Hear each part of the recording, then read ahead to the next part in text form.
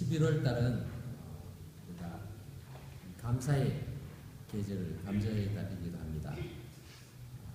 세상을 살아가면서 여러 가지 어려운 일들이 많지만 그 중에 기뻐하고 감사해야 될 일이 무엇인가? 사람마다 조금씩 다르겠죠. 하지만 예수 그리스도를 구주로 믿고 또 하나님의 자녀가 된 사람들은 하나님의 은혜에 감사하며 살아가는 인생이 가장 귀하다고 생각할 것입니다. 사람이 함께 어울려 사는 것은 어려울 때 서로 의지하기 위함입니다. 사람은, 인간이라는 존재는 사람과 사람 사이에서만 그 존재를 확인할 수 있습니다. 혼자서는 인간이 될 수가 없는 거죠. 인간의 존엄성을 제대로 깨닫기도 또 영위하기도 어렵습니다. 사실 우리들 중에 많은 사람들이 혼자서 살아가는 인생에 대해서 생각해 본 적이 많이 있을 것입니다. 로빈슨 크루소와 같이 무인도에서 혼자 모든 것을 해결해 나가는 그 모습들이 멋있다. 나도 그렇게 한번 살아봤으면 생각하다가도 그것이 어렵다는 것을 우리는 잘 알고 있습니다. 실제로 소설 속의 주인공도 자기가 그렇게 혼자 지내고 싶어서 된 것이 아니라 그렇게 낙오해서 자기가 원하지 않는 그런 삶을 살아간 것이고 사람을 만나기 위해서 얼마나 많은 수고와 노력을 한지 모릅니다. 외로움과 고통 속에서 혼자서 그 모든 것을 극복해 나가야 되는 인생만큼 비참한 삶은 없을 것입니다. 그렇기 때문에 우리는 가족이나 또 이 친척, 친구들을 소중하게 생각합니다. 그런데 그리스도인들이 당하는 고난 중에는 주위의 도움으로 우리가 일어설 수 있는 것이 있는가 하면 심지어는 우리 가족들마저도 도울 수 없는 그러한 어려움들도 있습니다. 홀로 감당해야 되는 고난과 어려움의 시간들이 있다는 것입니다. 그럴 때마다 우리는 내가 이 고난과 어려움들을 피하고 싶은데 내가 어디로 피해야 될까? 어떻게 이겨낼 수 있을까? 나는 감당할 힘이 없는데 내가 이것과 맞고서 싸울 힘도 없고 능력도 없는데 나는 어떻게 피하나? 그런 마음이 들 수 있습니다. 언제 이런 어려움들이 생길까요? 오늘 말씀의 3절을 보면은 터가 무너지면 이라는 말이 나옵니다. 터가 무너질 때, 즉 우리의 삶의 기반이 무너질 때가 인생에 자주는 아니더라도 종종 생깁니다. 가진 재산이 없어지거나 또는 갑작스러운 자연재해, 재난이나 사고로 인해 건강을 잃을 경우도 있고 또 가진 것을 잃을 경우도 있고 가족을 잃을 경우도 있습니다. 우리의 삶에 있어서 엄청난 시련을 겪을 때가 종종 있다는 것입니다. 뿐만 아니라 양심과 도덕과 법이 무너지는 세상 그 자체가 우리에게 있어서는 터가 무너지는 상황이기도 합니다. 내 자신에게는 별로 변함없는 것 같은데 우리의 주변에 있는 환경들이 바뀌어가는 것입니다. 그럴 때에 우리는 그냥 그대로 살아간다고 해서 이 문제들이 해결되지 않는다는 걸 경험합니다.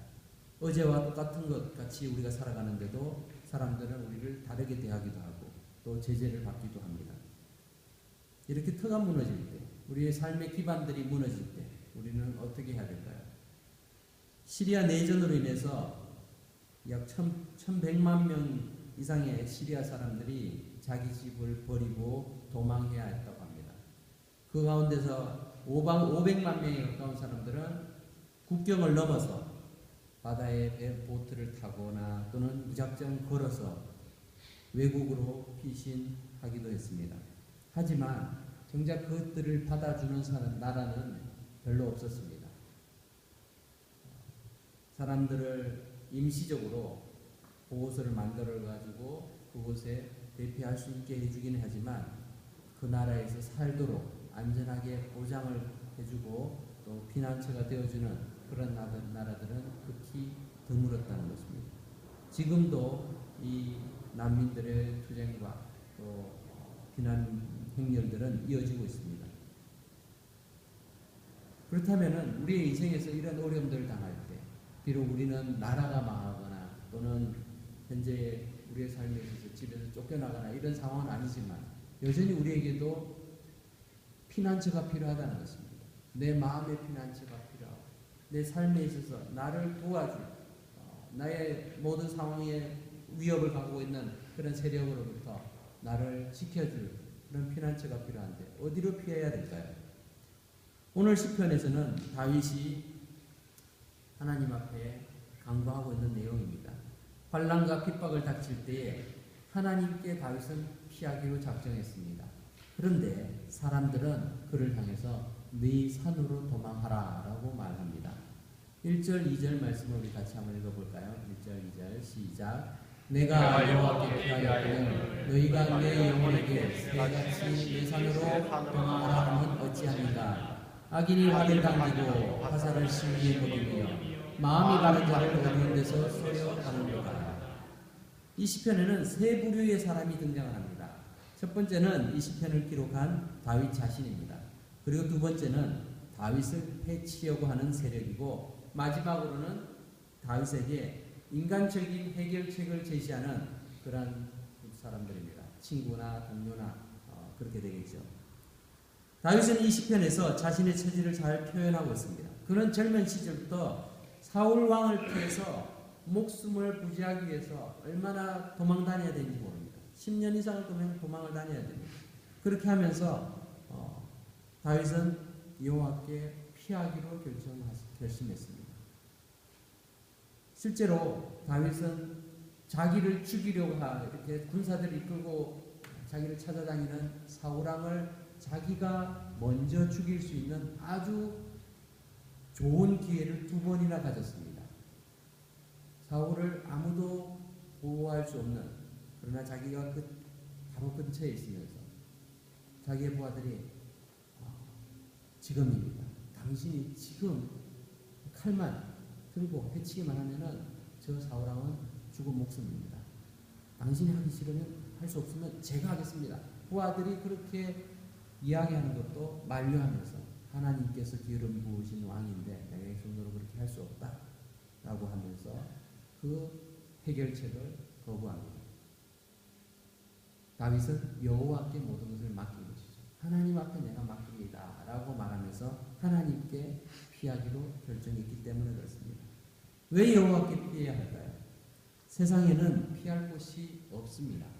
우리가 생각할 때는 숨을 곳이 많은 것처럼 보입니다. 이스라엘은 산지가 많습니다. 그리고 척박한 땅이기 때문에 이 땅의 균열로 인해서 그 땅에 굴들이 많이 있어요. 그래서 이 굴에 숨으면은 어느 굴에 들어갔는지 찾을 수가 없습니다. 실제로 그래서 그 굴 속에서 생활하는 그런 도망자도 많았고 또 신앙의 종교의 자유를 이렇게 유지하기 위해서 굴 속에서 생활하는 사람들도 있습니다. 굴 속에다가 또 하나님의 말씀들을 필사해 놓은 것을 항아리에 숨겨 놓은 것이 수천 년이 지난 뒤에 발견되기도 하죠. 그런 것을 이제 볼 수 있습니다. 그래서 사람들이 볼 때는 굴로 피해라. 그것이 쉬운 해결책이구나. 그렇게 하면 될 것 같습니다. 하지만 세상의 어떤 장소도 절대적으로 안전하고 견고한 요새는 없습니다. 마지노선이라는 말을 여러분들 아실 것입니다. 마지노선. 이 2차 세계대전이 일어나기 전에 프랑스에서는 독일의 공격을 대비해서 아주 견고한 진지를 구축하자라고 해서 요새를 만듭니다.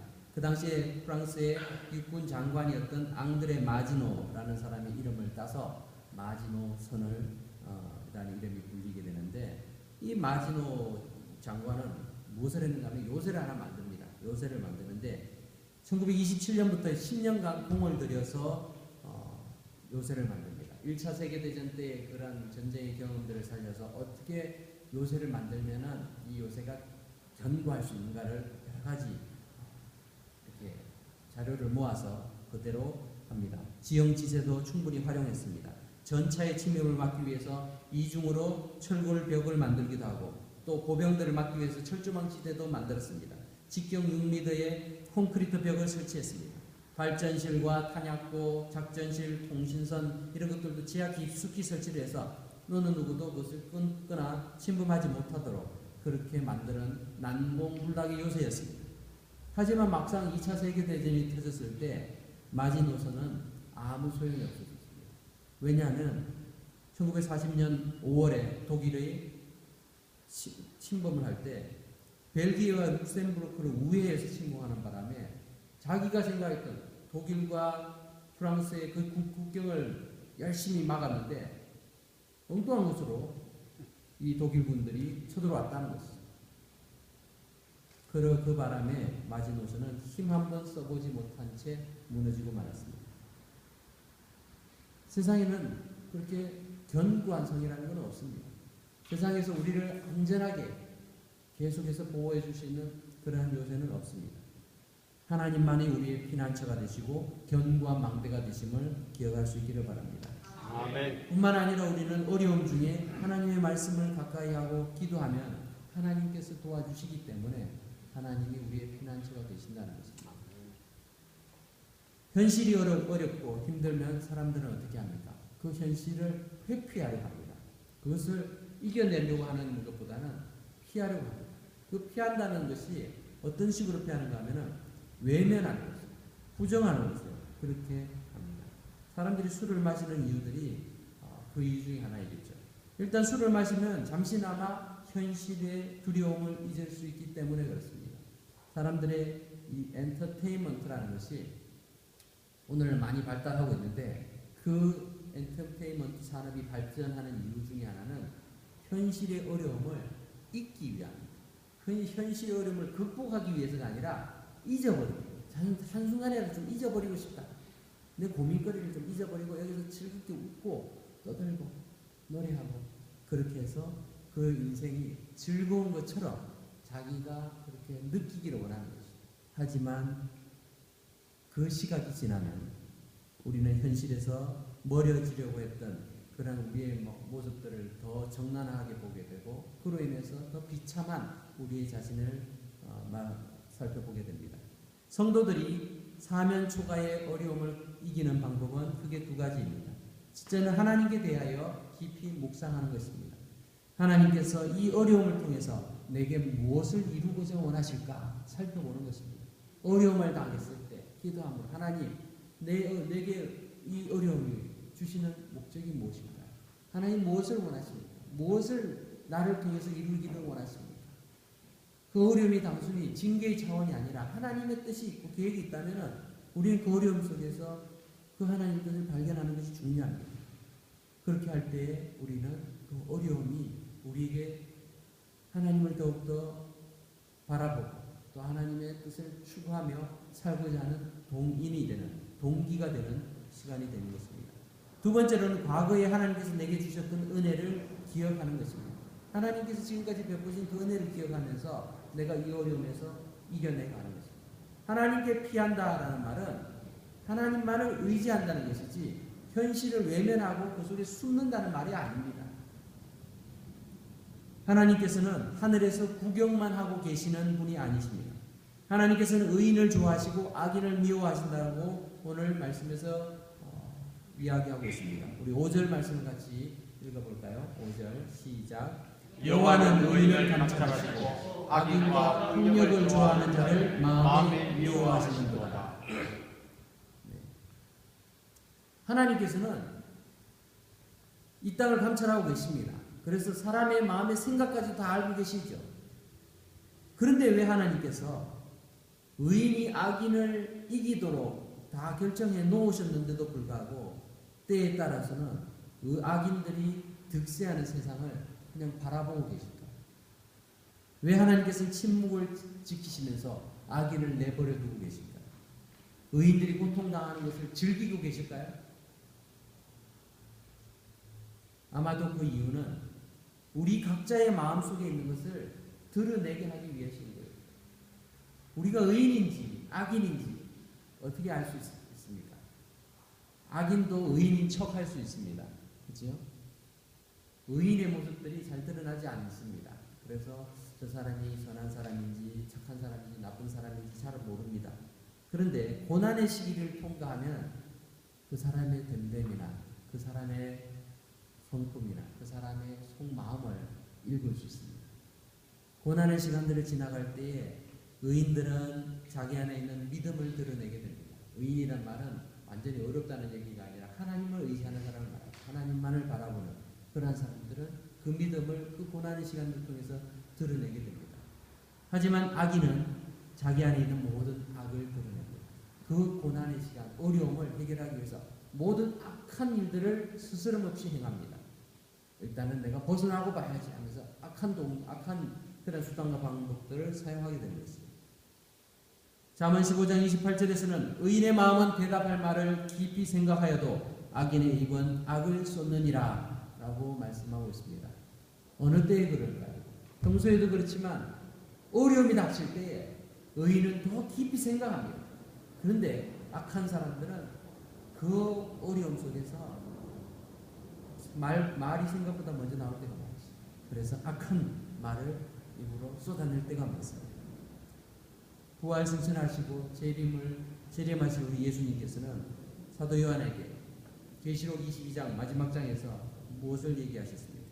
불의를 행하는 자는 그대로 불의를 행하고 더러운 자는 그대로 더럽고 의로운 자는 그대로 의를 행하고 거룩한 자는 그대로 거룩하게 하라.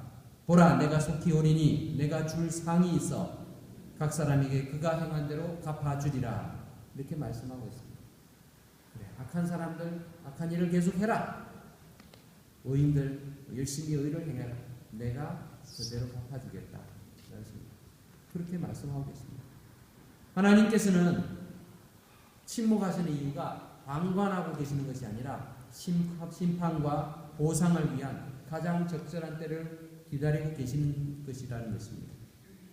그렇기 때문에 믿음의 성도들에게 요구되는 것 덕목 중에 하나는 인내입니다. 우리가 인내하며 참아야 되죠. 인내는 소망 가운데서 인내할 수 있습니다. 우리 주님이 그렇게 하실 것이다.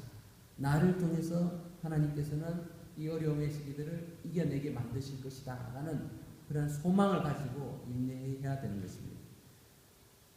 욥은 어려움을 인내할 때에 그가 정금같이 하나님 앞에 서게 될 것이다. 정금같이 나오게 될 것이다 라고 기대했습니다. 얼마나 많은 어려움들이 있었어요. 모든 재산이 다 없어지고 자기의 자녀들까지 죽고 자기의 아내까지도 도망쳐버린 그런 상황에서 친구들이 와서 하는 얘기는 네가 잘못해서 그런 거다. 너는 참 천벌을 받은 거다. 이렇게 얘기할 때에 하나님이 나를 아신다. 내가 이런 고통 속에서 고난 속에서 내가 하나님 앞에 범죄하지 않겠다 라고 고백하면서 인내한 것을 봅니다. 우리는 요셉의 신실함을 압니다. 그가 어떻게 보면 억울하게 형들에게 미움받고 또 버림받아서 노예로 생활을 하고 또 충실하게 노예로서도 열심히 생활했음에도 불구하고 억울하게 누명 쓰고 감옥에 들어가고 그런 일들이 계속되었지만 그 속에서도 하나님을 바라보았죠. 그가 피한 곳은 하나님께였습니다. 하나님을 의지했습니다. 그렇다고 그의 인생이 하나님 앞에 피했으니까 모든 어려움들이 닥치지 않았다는 얘기가 아니죠. 그 어려움 속에서 내가 하나님을 바라보는 거예요. 내게 위로해 주실 수 있고 내게 능력을 주시고 힘 주시고 평강 주시는 분은 하나님이십니다 라고 고백하고 하나님을 바라보았기 때문에 그는 노예 생활 속에서도 또 감옥 생활 속에서도 하나님께서 함께 하시는 그 형통함을 경험했던 것입니다. 우리는 다니엘과 세 친구의 믿음을 알고 있습니다. 사자굴에 들어가는 그런 어려움을 당하면서도 또는 풀무불에 들어가는 그런 위협 속에서도 하나님을 경험하고 하나님을 바라보고 내가 하나님께 피하겠습니다 라고 결단했던 그들에게 하나님께서는 함께 하셨고 또 이길 힘을 주셨던 것을 봅니다. 사도 바울은 많은 고난 속에서도 복음을 위해 헌신한 것을 봅니다. 이 모든 것이 사도 바울의 고백에 따르면 나는 선한 싸움을 싸우고 나의 달려갈 길을 마치고 믿음을 지켰으니 이제부로는 나를 위하여 의의 면류관이 예비되었을 것이다 라고 하는 그 믿음으로 주님의 상급을 바라보고 그렇게 나아갔던 것입니다. 오늘날 사회는 매우 즉흥적이고 감성적인 면을 중시하는 것 같습니다. 그래서 수많은 광고들 그리고 글과 영화들 심지어는 우리의 대화들까지도 순간적인 반응에서 모든 것을 결정합니다. 심사숙고해서 귀추를 지켜보는 그러한 것이 인내가 부족합니다. 예수님을 구주로 섬기는 그리스도인들 역시 이러한 사회와 문화 속에 영향을 많이 받고 있습니다. 그래서 하나님께 대해서도 세상의 기준으로 자꾸만 판단합니다. 문제가 해결되지 않으면 즉각 화를 내고 또 실망, 하나님으로부터 하나님께 가까이 간 것이 아니라 하나님으로부터 멀어지려고 하는 그런 모습을 가지게 됩니다. 하지만 시편의 기자는, 이 다윗은 이러한 우리를 위해서 하나님의 일하시는 방식에 대해 분명하고 자세하게 말씀해주고 있습니다. 하나님께서는 사람의 생각과 뜻을 드러내기 위해서 충분히 시간을 두고 계시는 분이시다라는 것이죠. 우리 6절을 보겠습니다. 6절 같이 읽어볼까요? 시작. 악인에게 검을 던지시리니 불과 영광과 태우는 바람이 그들의 잔에 소득이 되리로다. 하나님께서는 하나님이 정해놓은 시간이 되시면 그 결정적인 순간에 악인들에게 거물을 던지시고 또 불과 유황과 태우는 바람으로 그렇게 심판하신다는 것입니다. 우리가 어떻게 세상적인 방식으로 문제를 해결하는 것이 아니라 하나님께서 그 문제들을 다루어 가실 것을 우리가 기대하며 주님을 바라보아야 되는 것입니다.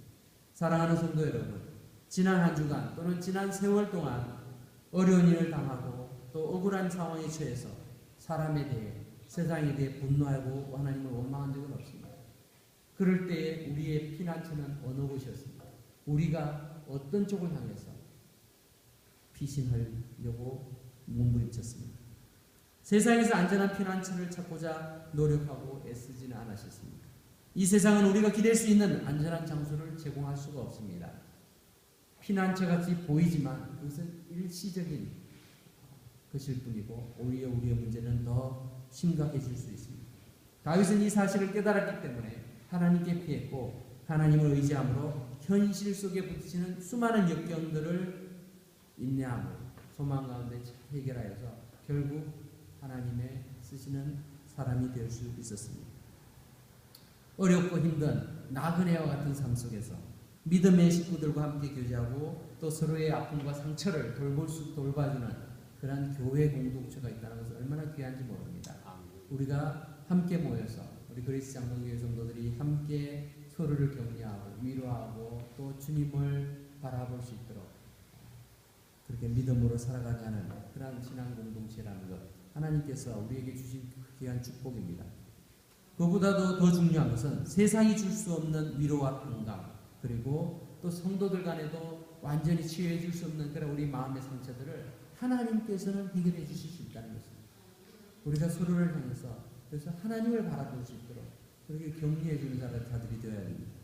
의로우신 하나님을 우리가 깊이 묵상하시기 바랍니다. 어렵고 힘듭니다. 세상에 여러 가지 문제들을 가지고 우리가 씨름하고 있지만 그 문제를 씨름하고 근심하고 고민하는 그 근본적인 문제는 어디에 있는가 하면 우리의 마음의 중심에 내가 그것을 포기하고 싶지 않고 잃지 않고 싶은 뭔가가 있기 때문에 그렇습니다. 내가 하나님께서 가장 내게 있어서 궁극적인 피난처가 되시고 하나님께서 주시는 평강과 위로가 내게 있어서 가장 소중하고 하나님이 주시는 구원의 기쁨들이 내게 더욱더 소중하다고 우리가 기억한다면 세상이 우리를 감당할 수 없는 존재가 됩니다. 세상의 두려움들, 세상이 주는 위협들이 우리에게 두려움을 줄 수가 없게 되는 것입니다. 악인을 친히 공의로 다스리시는 그 하나님의 권능의 손길을 우리가 믿음으로 살아갈 때에 볼 수 있게 되는 것입니다. 사랑하는 성도 여러분, 우리가 이 말씀을 기억하시면서 어려움 속에 있지만 가정에 여러 가지 문제들도 있고 생업에 있어서도 사업에 있어서도 가게의 문제들, 직장생활에 여러 가지 많은 문제들이 우리를 근심케 만들지만 그 모든 것보다도 더 위대하신 하나님을 바라볼 수 있기를 바랍니다. 하나님께서 나의 피난처 되심을 우리의 생각과 말과 행동을 통해서 드러낼 수 있기를 바랍니다. 믿음으로 살아가는 자들은 세상이 두려워합니다.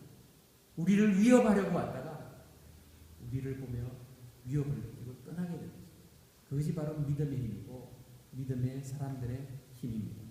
주님 앞으로 정직하게 나아감으로 말미암아 하나님의 얼굴을 뵙고 하나님이 주시는 놀라우신 그 은혜를 의지하여서 세상의 많은 어려움과 역경들을 슬그럽게 극복해가고 피난처 되시는 주님을 찬송하며 살아가는 인생 될 수 있기를 주의 이름으로 축복하며 축원합니다. 아멘. 기도하겠습니다. 하나님 아버지 은혜를 감사